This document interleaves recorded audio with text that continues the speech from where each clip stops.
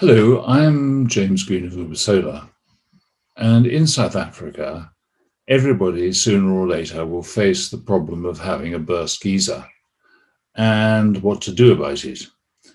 Well, what I'd like to point out to you and explain here is that it is a great opportunity to go solar and effectively to reduce your electricity bill to zero over a period of time.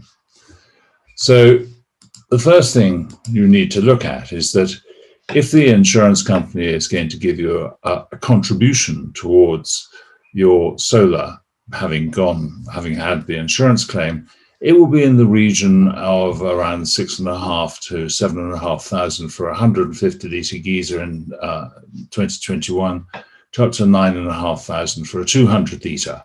It depends on the insurer how generous they are. But if that money is going towards the solar system, rather than just replacing another electrical geyser, you're going to save money and it's going to reduce the cost, and therefore your payback is going to fall to as little as 1 to 2 years. So a quick explanation as to why geysers burst. And it's not only that they're designed to over a period of time, but corrosion is the enemy. So in an electric geyser, what happens is that the molecules in the water around the element, when the element is turned on, are accelerated and they bump together.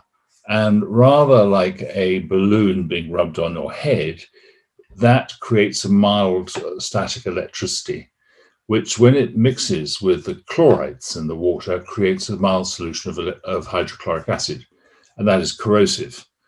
And in most electric geysers, you have what is referred to as a sacrificial anode. It's sacrificial for the very reason that it is sacrificial, that hydrochloric acid will eat the anode over a period of time. And depending on your water quality and a variety of other factors, it may last 6 months or it may last 10 years. But over a period of time, your geyser is going to face the problem of corrosion. And normally where it will corrode is around the ports, where you've got the various fittings attaching to, or on the welds. And when the corrosion actually gets there, it doesn't result in the geyser bursting. It's just a pinprick leak. And once it starts leaking, it's all over. It's going to be purely a question of time until you replace it, because you can't repair them. So what to do? Well, the first thing to do is to call your insurer and say you've got a burst geyser, and they will generally use, either through their agents or through a bureau, they may send a plumber straight round, they may want a report done, but you need to advise them that you've got a burst geyser, and you probably need to turn the water off to the geyser by turning off the lever valve, which is attached to the geyser cold water inlet. The second thing you need to do really is to get a solar quote, because this is where the opportunity comes in. And then, having got the solar quote, is to do the maths. And when you do the maths and you see that, let's say, a contribution of 7,500 to 9,500 rand towards the cost of the solar system, and you look at the payback, you may be looking at as little as 1 year to a maximum probably of around 2.5 years to recover your investment through the electrical savings. So then what you can do is go solar. So the result of having a burst geyser is, rather than just being a nuisance, is that it's good for you because you're going to be able to go solar. It's good for the insurer. Why? Because having gone solar, the tank is likely to last far, far longer, because the main cause of corrosion, being the electricity, has been removed.